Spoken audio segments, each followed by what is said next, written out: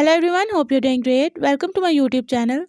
In my today's video, I'll be telling you how you can fix Play Store problem in your device Samsung A23 5G and A33 5G. So if Play Store isn't working in your device Samsung A23 5G and A33 5G, you can fix it by following a few steps which I'll be sharing with you in my today's video.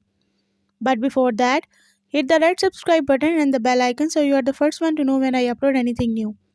Now watch this video and you will learn how you can fix any problem related to Play Store in your device.